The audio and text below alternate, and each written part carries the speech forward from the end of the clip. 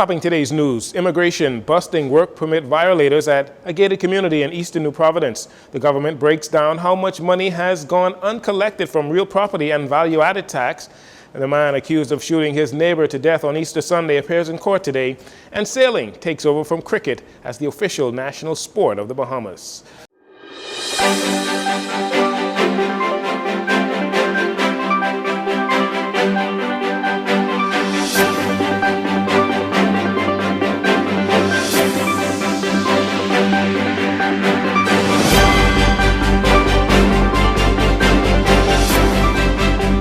Good evening, Bahamas. I'm Jcn Saunders. This is your JCN Evening News. It's a pleasure to have you join us. Foreign workers on a construction site in a high-end gated community in eastern New Providence outnumbered Bahamian workers 3-1. This revealed during a special operation conducted by the Department of Immigration, according to Immigration Minister Keith Bell on Wednesday. Minister Bell told parliamentarians that over the past few weeks, the department began a special investigation following numerous complaints and information received from the general public concerning large numbers of construction workers of foreign nationality working on construction sites. In one swoop, 56 foreign nationals were taken into custody, leaving a mere 20 Bahamian workers on that site. The findings of the investigations revealed all of the persons had been issued work permits. Secondly, all of the persons were working outside the scope and terms of their work permit. Thirdly, a large number of persons were unlawfully paying dramatically lower work permit fees by giving incorrect job descriptions such as farm laborers, which attract a fee of $500 when they were highly skilled construction professionals, which attracted a fee of $4,000 to $6,000. Several persons owed renewal and processing fees for permits. Others were pending processing fee payments for the renewal of the permits. Persons were classified as farm laborers and handymen when they were highly skilled construction workers. While Minister Bell says investigations into the matter is ongoing, he had this warning for contractors and businessmen who hire people on work permits. Get your house in order. The law is clear on what is required. If you are unsure, you can call or visit the Department of Immigration. The immigration laws must and will be enforced. The laws will be enforced equally and throughout the Bahamas, island to island, east to west, in front of the gate, in the back of the gate, one country, one law for everyone. The immigration will target the owner, the occupier, the hirer, the employer, the worker. Be warned. Tax arrears owed to the government brought down to some $875 million from $1 billion, that figure originally cited by the Department of Inland Revenue, or DIR, during a compliance and enforcement press conference on Wednesday.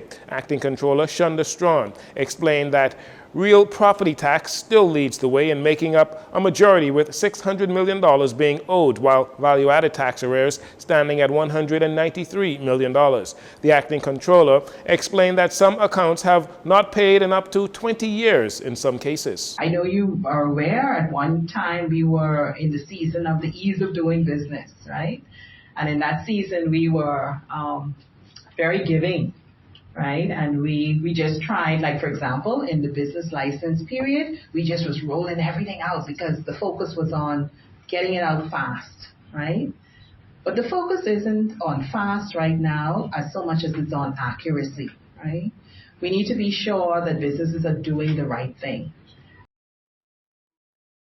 Ms. Strawn goes on to explain that they are assisted by the banks when collecting third-party data, which provides or proves to be vital in their efforts to collect the government's arrears. Meanwhile, banks may be penalized up to $150,000 for failing to comply with the Department of Inland Revenue's request. To date, the banks have proven to be very cooperative and effective. And one of the powers we're going to be initiating is, of course, the power of sale, right?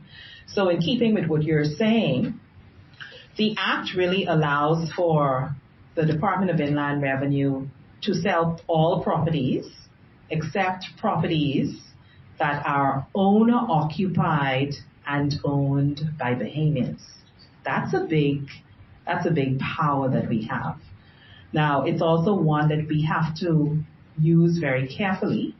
And so it has taken us some time to get to this point, but we are at this point. where we will begin to initiate power of sale actions.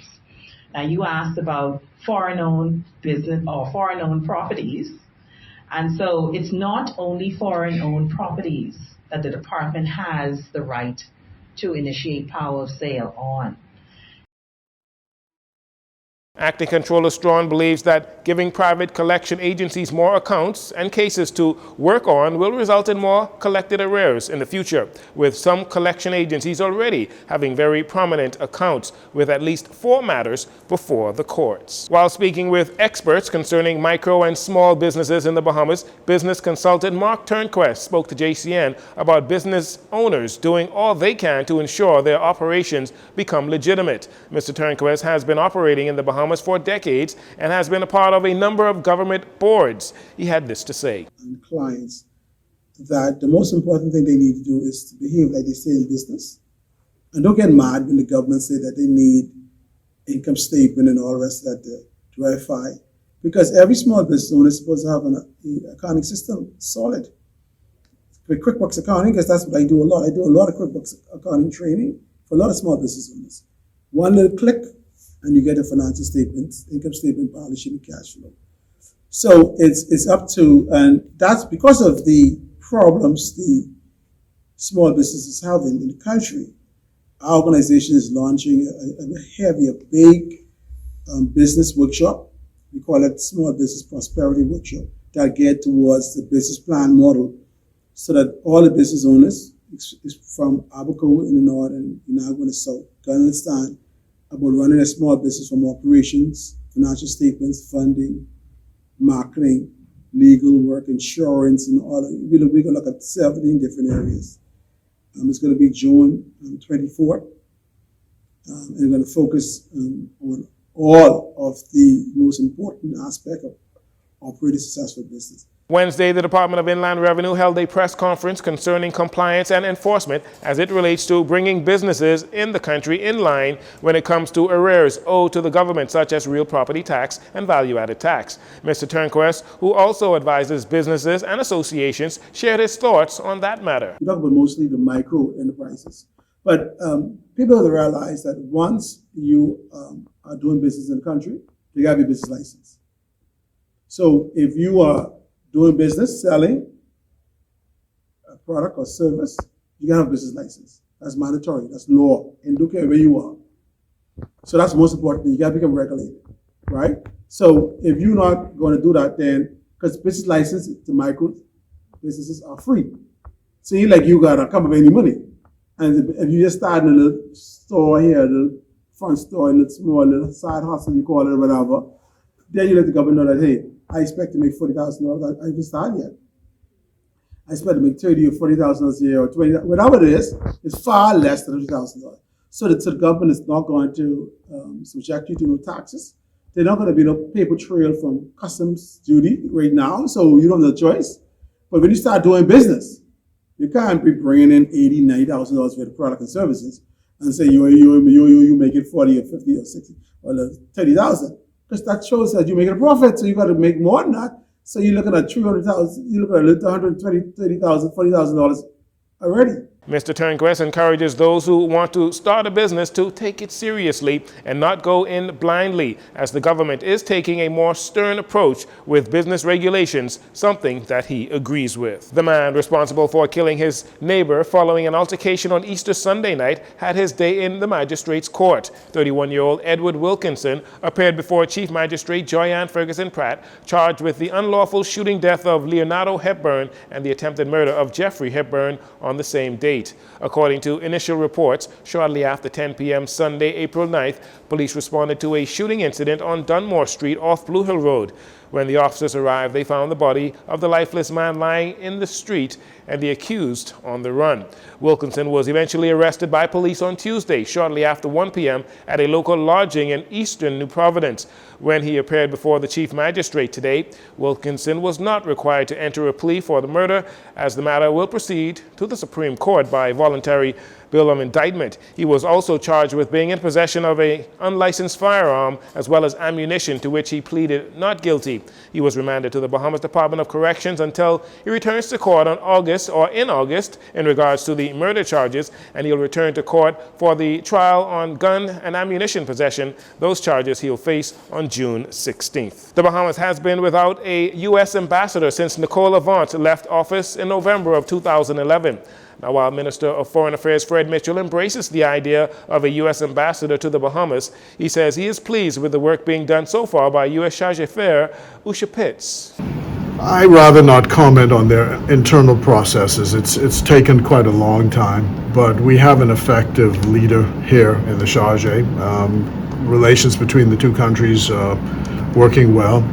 Whenever an ambassador comes, we look forward to welcoming you here in the Bahamas. Now, Mr. Mitchell says if and when the time comes to appoint a U.S. ambassador, the process will not be easy. There has to be a Senate hearing.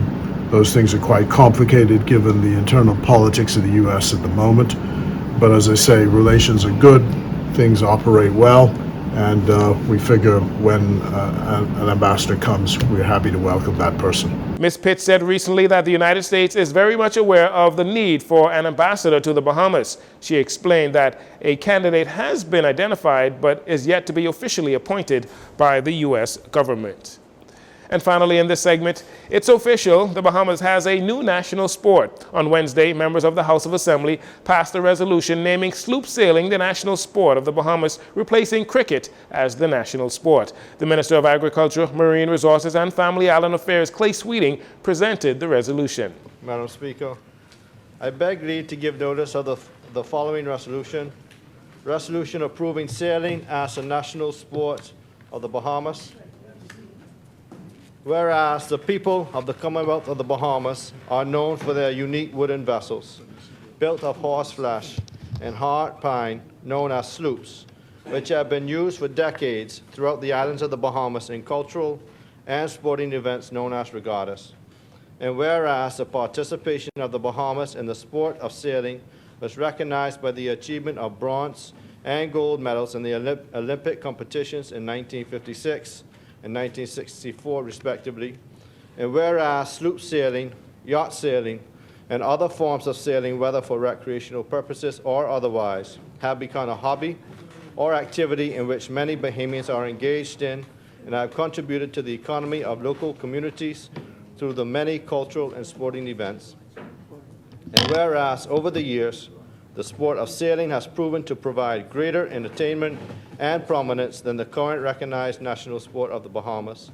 And whereas the government of the said Commonwealth of the Bahamas, having A, acknowledged the greater prominence of sailing generally as a sport in the Bahamas, and B, received the support of the majority of the registered sporting federations, has determined to recognize the sport as the national sport of the Bahamas. Now, therefore, be it resolved that this House approves sailing as the national sport of the Bahamas.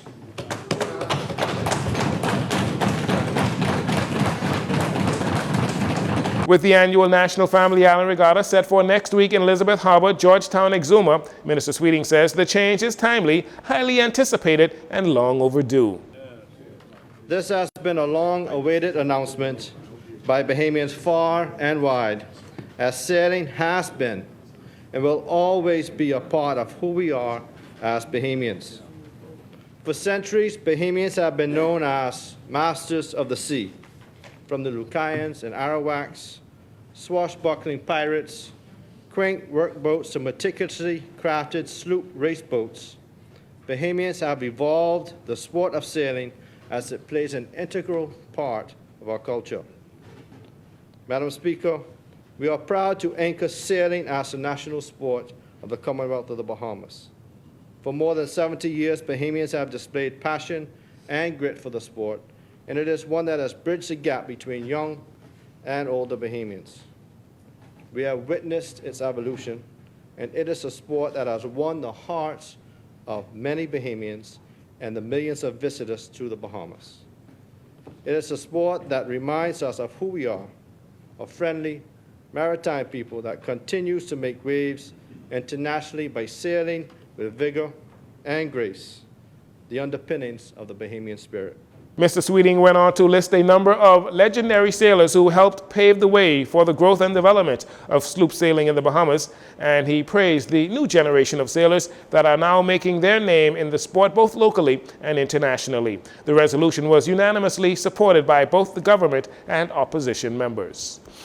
We'll take a break here. We'll be right back after these commercials.